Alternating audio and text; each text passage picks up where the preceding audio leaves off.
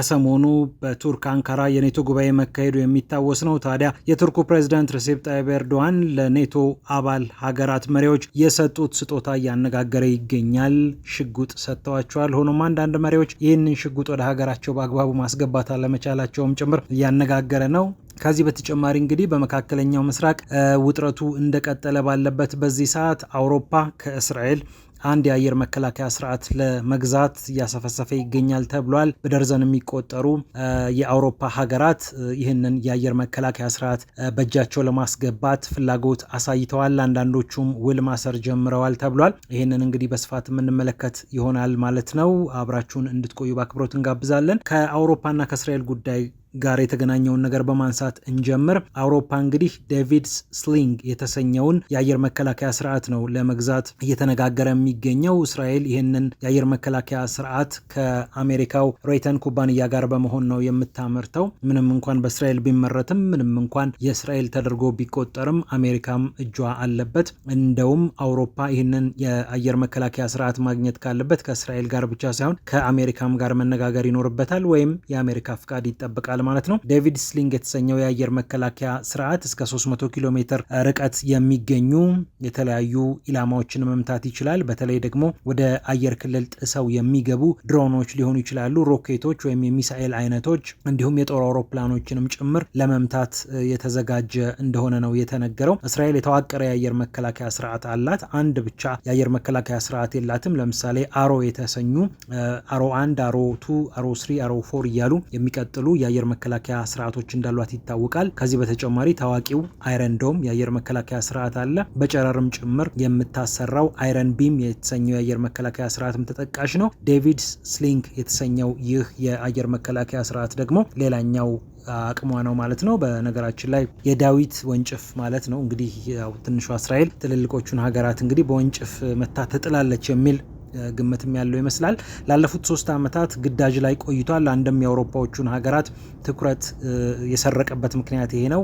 ከኢራን ሚሳኤል ሲላክ ከሁቲዎች ወይም ደግሞ ከሂዝቦላ ድሮኖች እንዲሁም ደግሞ ሮኬቶች በሚወረወሩበት ሰዓት ከሌሎቹ የአየር መከላከያ ስርዓቶች ጋር በመጣመር እንግዲህ የመጥለፍ ወይም ደግሞ የማቋረጥ ስራዎቹን አጠናክሮ እንደቀጠለ ነው የተነገረው። ስለዚህ ከእስራኤል ጋር ይህንን የአየር መከላከያ ስርዓት ለመውሰድ ብንነጋገር ብለዋል። እስካሁን ፖላንድ ብቻ ይህንን የአየር መከላከያ ስርዓት ለመውሰድ እንደተነጋገረች ሞሼ ፓቴል የተባሉ የእስራኤል የሚሳኤል መከላከያ ድርጅት ዳይሬክተር ለቢዝነስ ኢንሳይደር ተናግረዋል። ግን በቅርቡ በጣም በቅርቡ ብለዋል። አንዳንድ ሀገራትን ስም መጥቀስ አልፈለጉም። ስለዚህ በቅርቡ በደርዘን የሚቆጠሩት ይቀላቀላሉ ብለን እናስባለን ነው ያሉት። በነገራችን ላይ የአንዱ ሚሳኤል ባትሪ ወይም ደግሞ የአየር መከላከያ ስርዓቱ የመተኮሻው የማስወንጨፊያውና ሌሎች የመቆጣጠሪያ አካሎቹ ከ100 እስከ 250 ሚሊዮን ዶላር አካባቢ እንደሚፈጁ ነው የሚነገረው። አንዱ ሚሳኤል የሚተኮሰው ለምሳሌ ድሮን ለመምታት ሊሆን ይችላል፣ ጀት ለመምታት ወይም ሚሳኤል ለመምታት የሚተኮሰው ሚሳኤል ግን ወደ 1 ሚሊዮን ዶላር አካባቢ ወጪ አለው።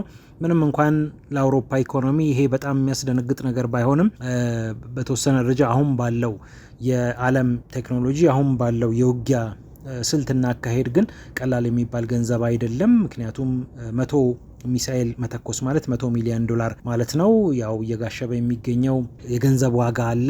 በአውሮፓም ጭምር ደግሞ ኢኮኖሚዎች እንደከዚህ ቀደሙ ብቁ ሆነው እየተንቀሳቀሱ አይደለም። በዚህ ምክንያት እንግዲህ ያው ውድ ከሚባሉ የአየር መከላከያ ስርዓቶች ሊመደብ ይችላል። እንደ ፓትሪዮት አይደለም፣ ወይም እንደ ታድ አይነት በጣም ውድ የሚባል የአየር መከላከያ ስርዓት አይደለም። ለምሳሌ ስታንዳርድ ሚሳኤል የሚባል አላት። ኤስኤም 1 2 3 እያለ እስከ 6 የሚቀጥል የአየር መከላከያ ስርዓት ውስጥ የተካተተ ሚሳኤል እንዳላት ይታወቃል አሜሪካ። እና ይሄ የአየር መከላከያ ስርዓት ታዲያ ከ6 ሚሊዮን ዶላር በላይ የሚያወጡ ጠላፊ ሚሳኤሎች ወይም ኢንተርሰፕተሮች እንዳሉ የሚታወቅ ነው። ለማንኛውም 1 ሚሊዮን ዶላር አካባቢ ለአንዱ ሚሳኤል ማውጣት ይኖርባቸዋል ማለት ነው የአውሮፓ ሀገራት። በነገራችን ላይ እስራኤል ለአውሮፓ ሀገራት ሚሳኤል እና የሚሳኤል መከላከያ ስርዓት ስትሸጥ የመጀመሪያው አይደለም። ቀደም ሲል ያነሳነውን አሮ የተባለውን የአየር መከላከያ ስርዓት ጀርመን ሸጣ ጀርመንም በጣም ውጤታማ ነው ብላ አረጋግጣልኛለች ትላለች።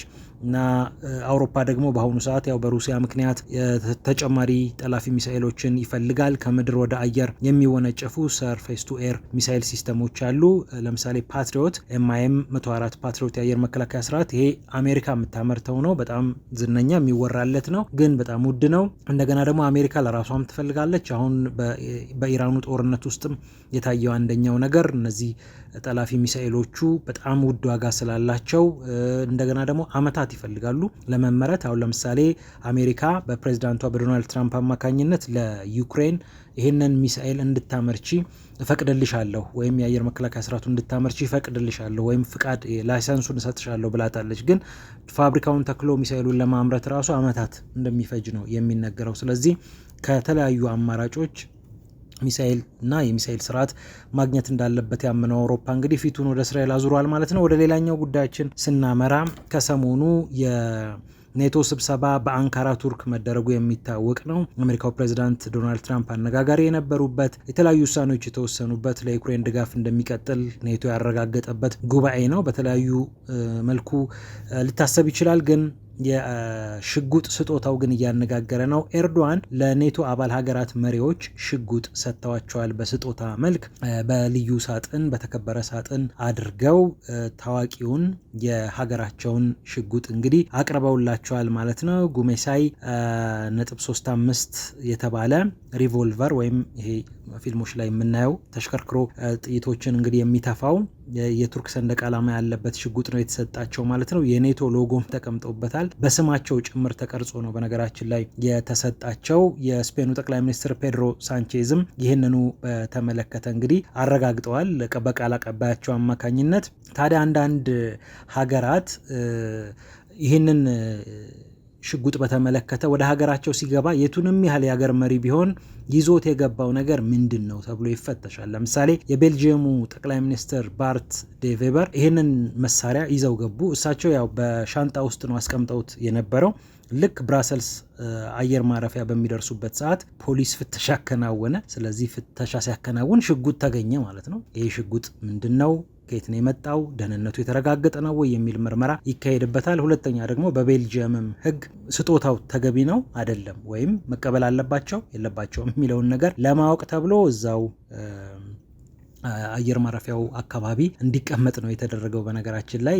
ስለዚህ አላለፈላቸውም ማለት ነው። ምንም እንኳን የሀገር ጠቅላይ ሚኒስትር ቢሆኑም በሀገሪቱ ሕግ ይመራሉና እሺ ብለው እንግዲህ ትተውት ሄደዋል ማለት ነው። ሌሎችም እንዲሁ የፖላንዱ ፕሬዚዳንት ካሮል ናውሮኪም ዋርሳው ዓለም አቀፍ አየር ማረፊያ ሲደርሱ በተመሳሳይ እንግዲህ ተመሳሳይ ነገር ነው የጠበቃቸው ማለት ነው። እና አንዳንዶቹ መሪዎች እንደውም ጭራሽ ወደ ሀገራቸውም ይዘው አልሄዱም። ለምሳሌ የሆላንድ እና የስዊድን ጠቅላይ ሚኒስትሮች እዛው አንካራ በሚገኙ ኤምባሲዎች ነው አስቀምጠውት የሄዱት። ወደ ሀገራቸውም አልወሰዱትም።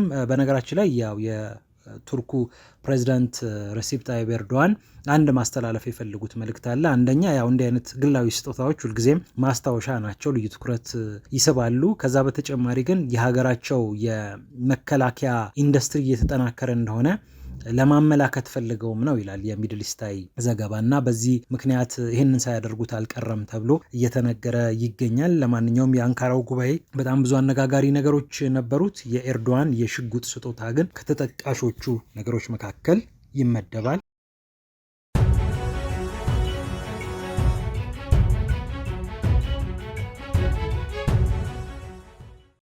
ከሰሞኑ በቱርክ አንካራ የኔቶ ጉባኤ መካሄዱ የሚታወስ ነው። ታዲያ የቱርኩ ፕሬዝዳንት ረሲፕ ታይብ ኤርዶዋን ለኔቶ አባል ሀገራት መሪዎች የሰጡት ስጦታ እያነጋገረ ይገኛል። ሽጉጥ ሰጥተዋቸዋል። ሆኖም አንዳንድ መሪዎች ይህንን ሽጉጥ ወደ ሀገራቸው በአግባቡ ማስገባት አለመቻላቸውም ጭምር እያነጋገረ ነው። ከዚህ በተጨማሪ እንግዲህ በመካከለኛው ምስራቅ ውጥረቱ እንደቀጠለ ባለበት በዚህ ሰዓት አውሮፓ ከእስራኤል አንድ የአየር መከላከያ ስርዓት ለመግዛት እያሰፈሰፈ ይገኛል ተብሏል። በደርዘን የሚቆጠሩ የአውሮፓ ሀገራት ይህንን የአየር መከላከያ ስርዓት በእጃቸው ለማስገባት ፍላጎት አሳይተዋል። አንዳንዶቹም ውል ማሰር ጀምረዋል ተብሏል። ይህንን እንግዲህ በስፋት የምንመለከት ይሆናል ማለት ነው። አብራችሁን እንድትቆዩ በአክብሮት እንጋብዛለን። ከአውሮፓና ከእስራኤል ጉዳይ ጋር የተገናኘውን ነገር በማንሳት እንጀምር። አውሮፓ እንግዲህ ዴቪድ ስሊንግ የተሰኘውን የአየር መከላከያ ስርዓት ነው ለመግዛት እየተነጋገረ የሚገኘው። እስራኤል ይህንን የአየር መከላከያ ስርዓት ከአሜሪካው ሬይተን ኩባንያ ጋር በመሆን ነው የምታመርተው። ምንም እንኳን በእስራኤል ቢመረትም ምንም እንኳን የእስራኤል ተደርጎ ቢቆጠርም አሜሪካም እጇ አለበት። እንደውም አውሮፓ ይህንን የአየር መከላከያ ስርዓት ማግኘት ካለበት ከእስራኤል ጋር ብቻ ሳይሆን ከአሜሪካም ጋር መነጋገር ይኖርበታል፣ ወይም የአሜሪካ ፍቃድ ይጠበቃል ማለት ነው። ዴቪድ ስሊንግ የተሰኘው የአየር መከላከያ